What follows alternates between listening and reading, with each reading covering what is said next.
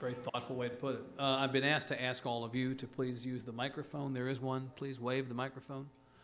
Somebody has one. We're going to ask you to ask your questions into the microphone for purposes of recording. It appears to be Mr. COFER's question.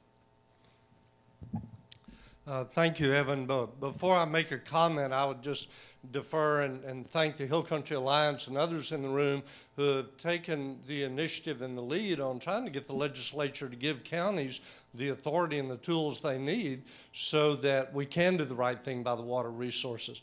From my perspective, not speaking for any organization, but as a sixth generation Texas rancher, when the counties don't have the tools in the unincorporated parts of the county, we're fighting a losing battle because people who are not doing the right thing can just about do any darn thing they want to out there, and it harms the water.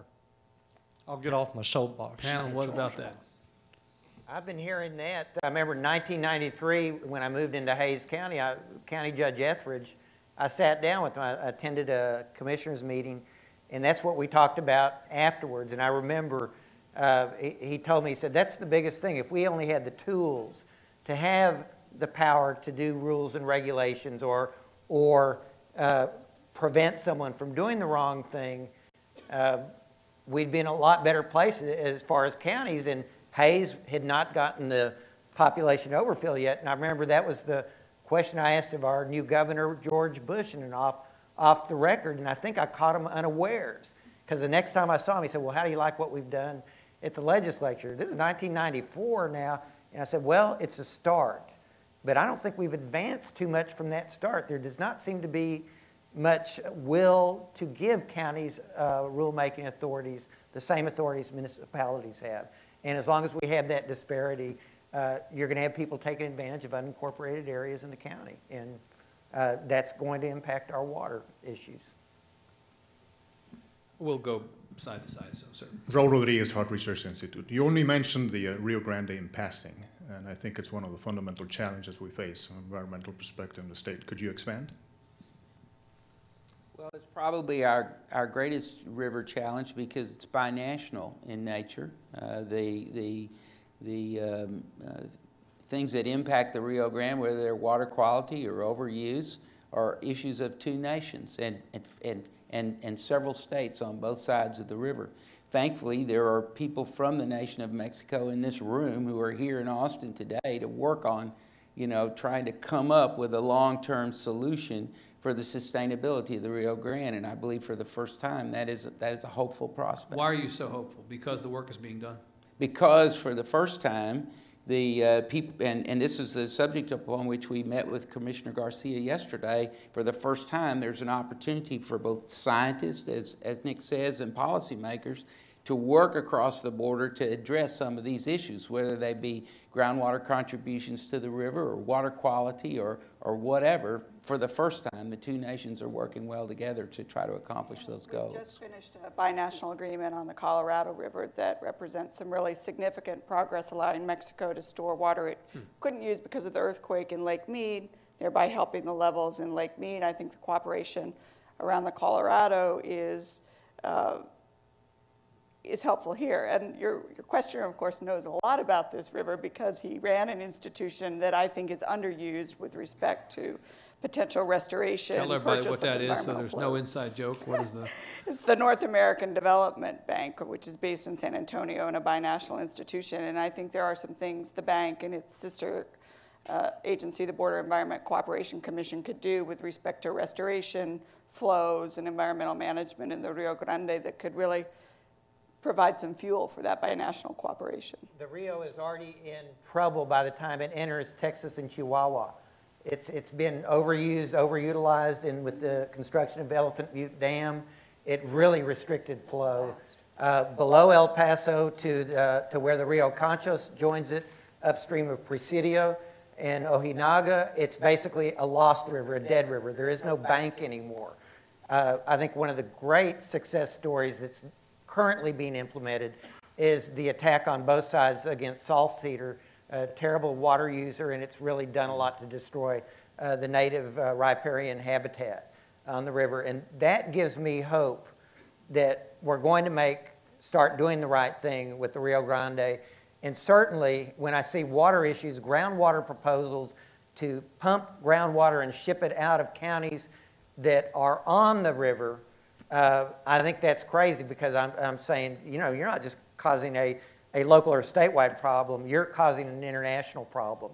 And we've just gotten over one water rights fight, and I don't think we need to be entering into the new one. This is a truly cooperative effort. If not for the Rio Conchos of Chihuahua, there would not be a Rio Grande River below Ojinaga and Presidio. That's where our river water comes from.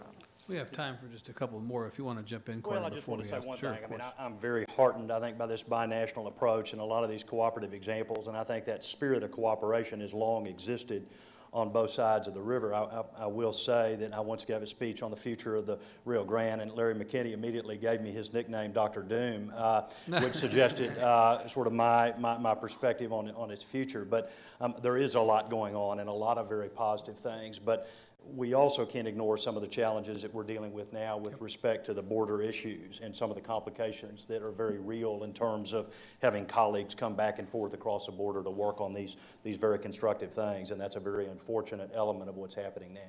Let's do one over here, and then if there is one more question, we can do over here. I'd like to direct this to Dr. McKinney. Larry, I've read some articles that you wrote relative to Cedar Bayou and the lifeblood that it brings, and you know, you cut the veins and the arteries and the blood doesn't flow. And in respect to the comments made by the whooping cranes and the crabs that they don't have when the water doesn't flow down the Guadalupe, what about the opening of Cedar Bayou and any impact that would be positive as far as movement of other creatures from the Gulf into the bay system? Because I've seen the results of what it's like when it's closed, and it's horrible. Right, and that's not the only one. There's at least 7 other historic passes that are similarly closed, and I've made that point before. I wish we could go back to that time, because that interchange of water back and forth is really, at certain times, when the salinities are high, like in the lagoon and so forth, it's actually fresh water coming in and mixing with salter, so it's very important, besides just the ingress and egress of the animals that are there.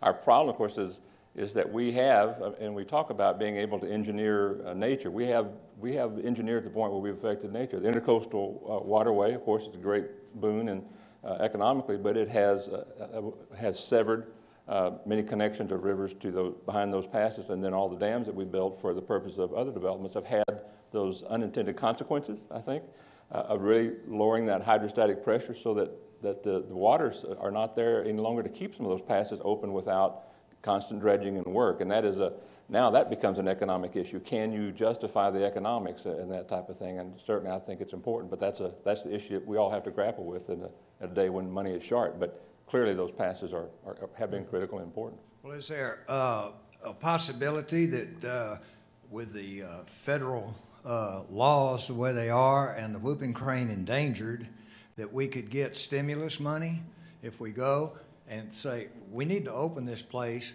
or the whooping cranes are gone forever? I mean, it seems to me like we got a pretty good case there.